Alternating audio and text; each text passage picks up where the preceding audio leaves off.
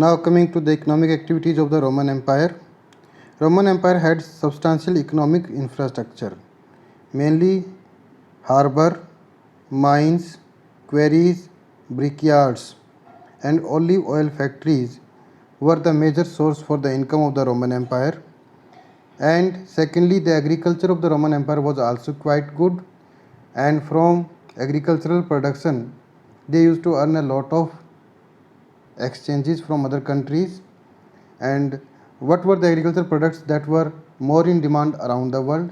These were wheat, white, and olive oil, and they were traded almost in every part of the world.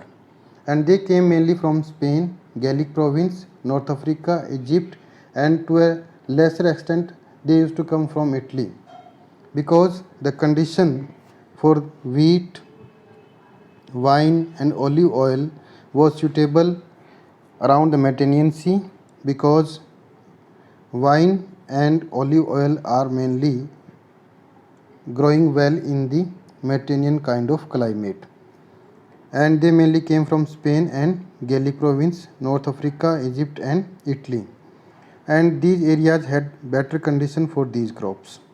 Spanish olive oil was a great commercial enterprise that reached its peak in 140 to 160 CE. That was the time when there was a lot of export from the Spain to other parts of the world, and these were mainly carried in a container, and that is called amphorae. So we have recovered a lot of amphorae from various sites of the world, and these are named as the Dressel 20. And by examining the clay of these containers, we came to know that these are mainly brought from the Spain. If these have been found in different parts of the world and which are made up of the Spanish clay, it means Spain was having the trading relation with these parts of the world. So we come to the conclusion that Roman Empire was having a lot of trade of olive oil, and that was mainly produced in Spain. Roman Empire has included some other regions which were also having a reputation for the exceptional fertility, and these include Campania, which is in Italy, and there are some other regions in different parts of the Roman Empire. They were also very much known for their fertility and production of olive oil and other kind of products like wheat and wine. Now you can see this also in the map, that Campania, which was in Italy, that was known for its production of the olive oil and the wine. And wine is mainly produced in this region because this region is also very much suitable for the citric fruit.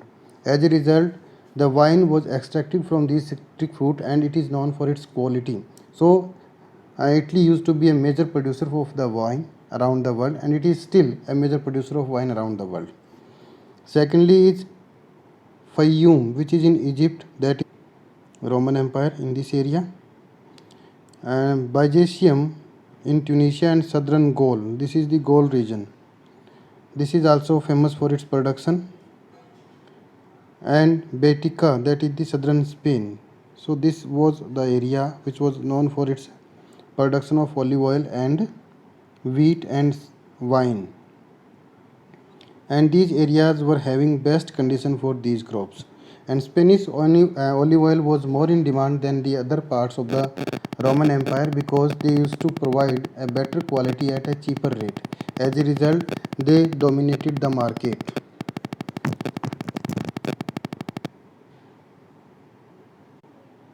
The individual prosperity of different regions used to rise and fall due to the dominance in the trade. Initially, the Spanish region was more dominant in the trade because it used to provide a better quality at a cheaper rate. Later on, its dominance was broken by the northern region of Africa, that was also a part of Roman Empire. Thereafter, the eastern region, the region around the Palestine and Turkey and Syria, this used to produce a better quality of olive oil and better quality of agricultural products. So they also had broken the dominance of the North African and Spanish region. So the individual prosperity with the passage of time used to rise and fall due to the dominance in the international trade of these areas. Next is the large expansion of the Roman territories were in a much less advanced state. Means there was variation in different parts of the Roman Empire according to the economic status. There were some regions which used to be very rich, that we have already discussed, that parts of Spain, northern Africa, part of Eastern Roman Empire, Italy, they used to be very prosperous. But there used to be certain other areas which used to be very backward and they were not that much prosperous, and they were also having the primitive kind of economic activities like transhumance was widespread in the countryside of Numidia, that is modern Algeria. This is Numidia.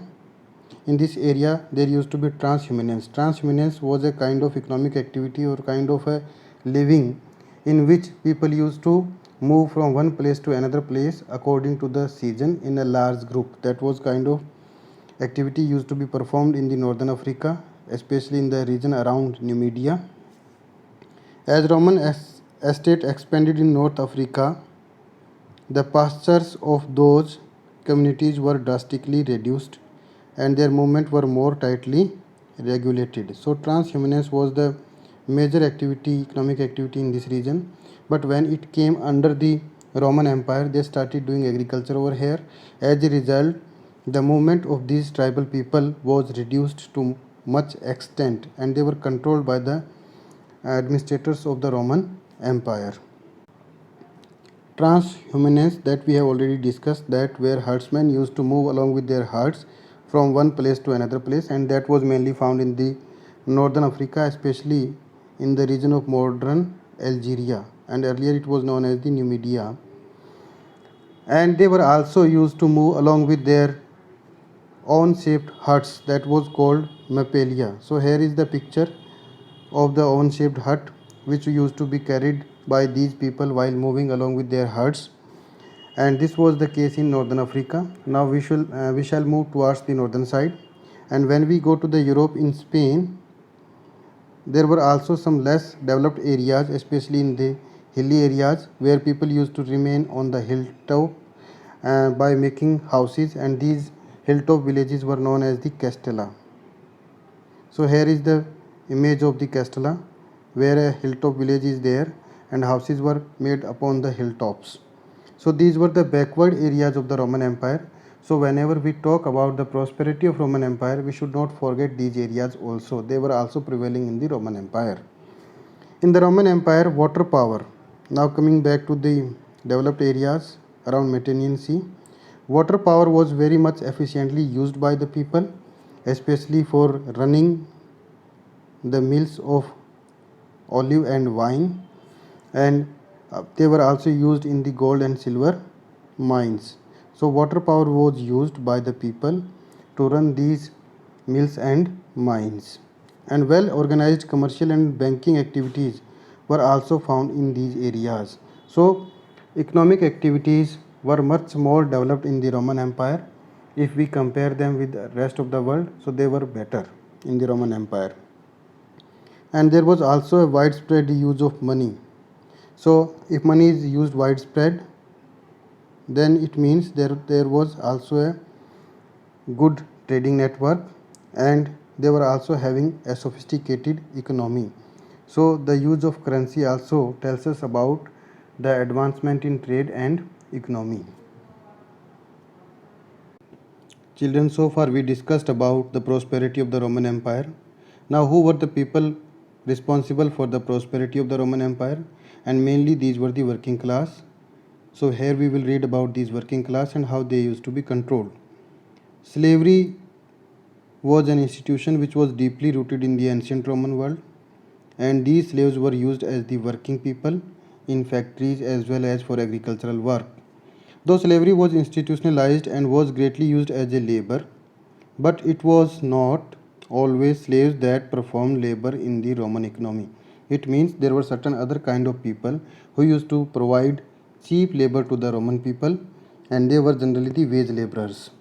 And one writer has written at that time that a master should have as much as slaves as he could afford, because he should have some reserve slaves. If any slave is suffering from any kind of disease, then reserve slaves should be used for work and his work should not get hampered. So slave was considered to be an investment, and it was based on hard economic calculation, and Roman upper classes often brutal towards these slaves, and ordinary people were having a little bit sympathy, and they were a little bit compassionate about these slaves, but generally the upper class people were very brutal to these slaves. And there is a paragraph also given in your book on the treatment of the slaves, where a crime was committed by one slave, but because of his crime, the slaves who used to be there in hundreds of numbers in that household, they all were publicly executed. It means the crime of one slave was resulted in the public execution of many slaves. In this way, we can see that a harsh treatment to the slaves were given at that time. As peace was established in the 1st century, we have read about the 1st and 2nd century, and during the Augustan age, the empire became very strong and it was quite expanded. As a result, there was peace and prosperity for next 2 centuries. And if there was a peace and prosperity, then there was decline in the slave supplies, because slaves were generally those people who were generally captured in a war as the war captives, and they were used as the slaves. So they resorted to another kind of the supply of the slaves, and they promoted the slave breeding so that more and more slaves can be produced and their work should not be hampered. Most of the time free labor was used, as slaves had to be provided with food. Later on the system was changed. Now they turned to the wage laborers because they need to be cared less as compared to the slaves. If a slave is there, then entire facility to the slave had to be provided by the owner of the household or owner of the factory, because he had to be provided with food, shelter, clothing, etc. But if there is a wage laborer, then he had to pay the money, and thereafter there will be no responsibility on the part of the owner of the factory or the household. So wage laborer would considered less expensive as compared to the slaves. So wage laborers started increasing in the later time of the Roman Empire, and slavery became less popular. On the other hand, slaves and free men were extensively used in jobs where labor was not required in large number, that is a business manager. So many slaves were also freed in that bargain, because no person at that time in Roman Empire wanted to have slaves, because slaves had a certain kind of other responsibilities. He needed to be look after at the time of his disease or at the time of illness. So that required much more investment as compared to the wage laborers. So they turned to the wage laborers, and many slaves were freed at that time. And these freed slaves later on became the partner of these rich people in their business, because the investment was done by the rich people and they were the working partner in that business. So many slaves became quite affluent with the passage of time thereafter. Now we have seen that the treatment to the slaves used to be very harsh, and it used to be calculated in economic terms. And there was some writers like Columella, who was the 1st century writer. He also advised to the people that there should be a reserve stock of the tools and implements, so that in case if tools are less and if it is not in working condition, then that should be replaced immediately, so that there should be no wastage of the slaves time, and he should be used to the maximum. Apart from that, that was a common presumption in the Roman society that without supervision no work would ever get done. Means no work can be done without the supervision, and a strict supervision is required so that slaves can be used to the maximum. So that was not a humanistic kind of treatment which was given to the slaves. And Columella also recommended that there should be a squad of 10 people, and they should be chained together to work in the field as well as in the factories. And for a better supervision, the slaves were grouped into gangs of 10s later on, so that it could be easy to see who is putting in effort and who is not putting effort. It means a harsh treatment was given to the slaves and they were treated like the animals. They were grouped in the gangs with the help of the chains. Their one feet used to be tied with another person through the chains. So that kind of system was there and they were made to work. And it was very difficult to work in such a condition. The method was criticized later on by Pliny the Elder. He was also a writer. He was of the opinion that slave gangs were the worst method of organizing production because slaves who worked in gangs were usually chained together by their feet, and in that condition they were not able to work properly as a free man can do the work. Although all of this look harsh, yet similar principles of labor control are being enforced in most of the factories in the world today. So this kind of system can also be seen today itself. Apart from that, there were some other kind of methods through which the supervision used to be done. Now here are certain other methods through which the workmen used to be controlled. Generally, a seal used to be put on the workman's apron so that they can be easily recognized. They have to wear a mask, a net, a clothes mesh on their heads while working in the factories. Egyptian peasants deserting their village in order not to engage in agricultural work. So far we discussed about the factory workers, how they were controlled, they were chained together, they were given that apron which were having certain kind of seals. But how the workers used to be controlled in agricultural regions. So this is the example of the agricultural worker that was in Egypt, that the peasants used to leave their villages, they used to flee from their villages in order to save themselves from that kind of slavery which was done at that time there in the agricultural sector, because it was a very draconian treatment which was given. So being afraid of these kind of treatment, they had to leave their villages and they used to flee from their villages, and their villages used to be deserted in a large number. A law of 398 which was passed in the Roman Empire, it referred to the workers being branded so that they could not flee from their areas. If they flee from their areas, they run from their areas, they could be easily recognized. That's why the workers used to be branded under the rule of 398. Another kind of controlling the workers and to get the slaves was the debt contracts, which was generally signed between the landlord and the workers, and it was an agreement between the private employees and their workers. Parents sometimes sold their children into the servitude for the period of 25 years under these debt contracts, and children were sold in a large number so that the parents could survive, and these sold children used to become the slaves and they had to make work in the agricultural fields. In these debt contracts, it was claimed that the employees were in debt to their employers, and as a result, under the tighter control, they had to live. So they were controlled very tightly. Very harsh treatment was given to these workers, which were generally made slaves after the debt trap or debt control. A large number of families went into the debt bondage in order to survive. A large number of parents used to sell their children because it was very difficult to survive in that condition. So they needed some kind of debts, and if they are getting the debts, they had to sign an agreement, and under that agreement a large number of children used to be sold. So these debt controls used to be a document which snatched the freedom from the people. As a result, there were certain kind of the revolts which took place. Now here are certain other methods through which the workmen used to be controlled. Generally, a seal used to be put on the workman's apron so that they can be easily recognized.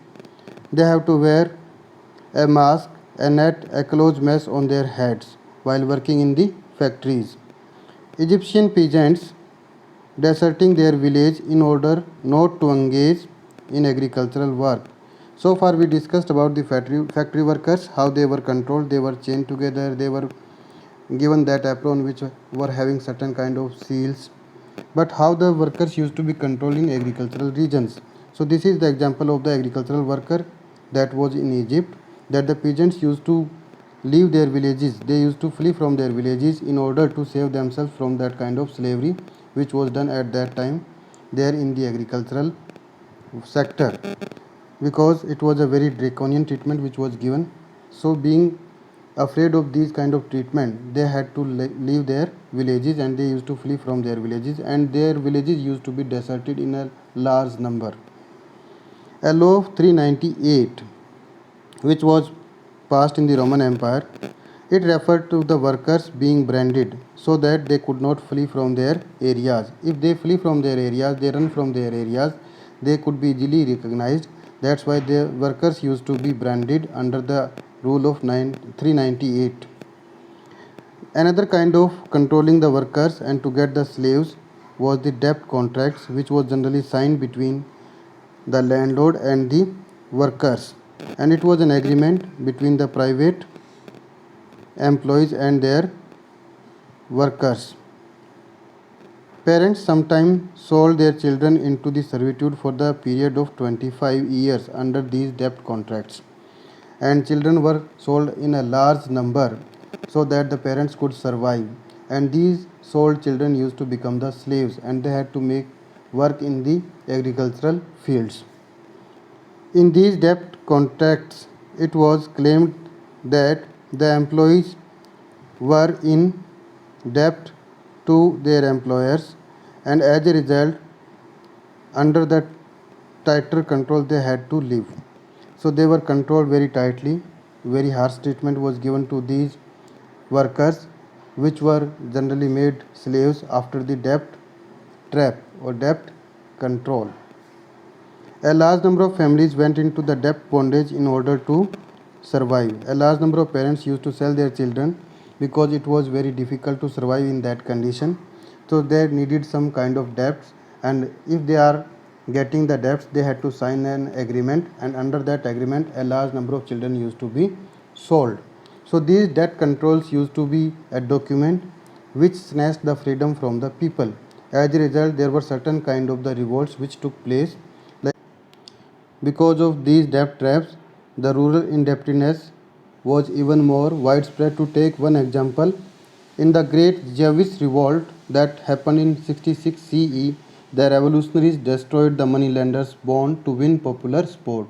Why they destroyed the moneylenders' bond? Because these bonds used to be like a threat to their freedom. And again, we should also be careful that there was a bulk of labor which was required for certain kind of public work, and there is an example given over here that city of Dara, which was built less than in 3 weeks by attracting a number of laborers from all over the east by offering high wages, and the emperor was able to build up the city of Dara within 3 weeks.